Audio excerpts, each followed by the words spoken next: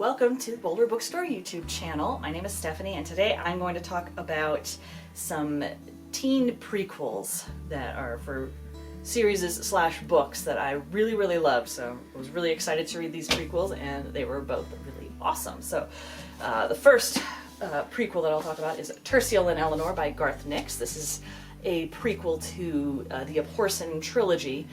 Technically, he wrote a previous prequel called Clariel that was set like 400 years before the events of the Aporson trilogy. But this one is, so the first book in the Aporson trilogy is Sabriel, and she's the main character of that book. This book is about Sabriel's parents and how they met and how they came together, and there's a lot of things where if you've read the Aporson trilogy, you'll be like, oh, there's that person, oh, there's that thing. But you could totally read this on its own. You don't need to have a grounding in the Aporson trilogy to get into this. So it's the Old Kingdom series is what it's sort of become known as, because it's all set largely in the Old Kingdom. And so the setup of the land is that there's the Old Kingdom in the north, and in the south is like the newer area, Ancelstierre, where in Ancelstierre everything is technology. I mean, it's like 1920s level of technology. So there's like some basic little airplanes and cars. They don't go real fast. They've got very basic telephones and the manufacturing and all that sort of stuff. But in the Old Kingdom, things are magic, and but it's not all fun magic. A lot of the magic that's in the Old Kingdom is death magic and necromancy, and there's a lot of dead things going around. So they need someone around who can put the dead back to being dead. So in Sabriel, you learn that her father is the one who is that person. And so in this book, you see her father, Terciel, as a young man. He's 18 or 19. In the very beginning, you see him as a child, first becoming the apprentice, the Aporson in waiting. But the bulk of the book, he's an adult. He's had several years of learning how to use the bells, the bell bandoliers they always have, the different bells that have different sounds that do different things, like Kibbeth the Walker, and so that they use to control the dead. And then Elinor, who ends up being Sabriel's mother, is she starts off in Ancelstierre. So she's been living in this big old house, and she doesn't really know anything about anything, and is therefore extremely surprised when it turns out that her aunt has become some sort of dead thing, and this person shows up who says that he's going to put the dead down, and she is just totally confused and has no idea what's going on. So things go from there, where she is, finally introduced to the idea of magic and the dead, and, ends up going to a school where she can potentially learn more about her history and her magic, and eventually get to know Terciel a little bit more.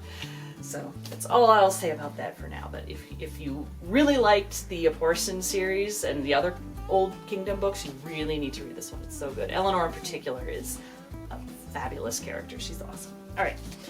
Now, the other prequel that I have is Bitter by Kweke Emezi. So Pet came out 2019, a few years ago. And it was nominated for it was one of the finalists for the National Book Award for young adult novels, and oh my gosh, half the store has read that book and just adores it. And the general premise of Pet is that the main character's name is Jam, and she lives in the fictional town of Lucille, which had been infested with there were monsters, there were terrible people who lived there, but in Jam's world, Lucille has been cleansed, everything is great, there are no more monsters, she has been told. But her mother is a painter, and she paints this creature, and Jam goes to look at it in the middle of the night, and it comes out of the painting and tells her that it is there to hunt a monster, and the monster is in her best friend's house. So that's that story. This story is Jam's mother. So this is the story of what Lucille was before it was cleansed. So this starts with Bitter at a special school called Eucalyptus that's basically been going out and gathering kids who are unwanted, unneeded, because there's a lot of horrible things that have happened to kids in this town. So it's sort of a safe haven, particularly for artists. And Bitter is an artist. And in this you find out that Bitter has known for a long time that she can paint things that can come out, but they've never done, like, it's like little butterflies and cute little creatures, and they come out, they give her comfort. They float away after like an hour or two, they disappear.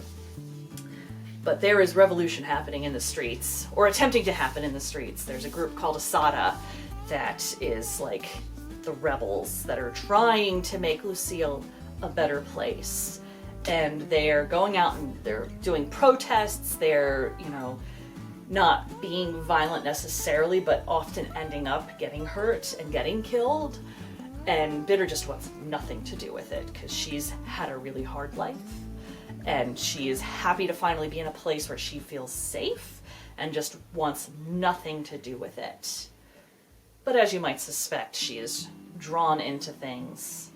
And again, that's all I'll say about that. But it's, if you read Pet, you really need to read Bitter, and because there's so much while you're reading and you're like, oh, I see where that's going. Like I finished reading this and then immediately had to start reading Pet again because I was like, oh my gosh, and now I'm in the world and now I know all the things. Now I have to read Pet and see how that relates back. And so it's just a really great book. And that's all for me today. Thank you so much for watching. If you like what we're doing here, please like this video and subscribe, and we'll see you next time.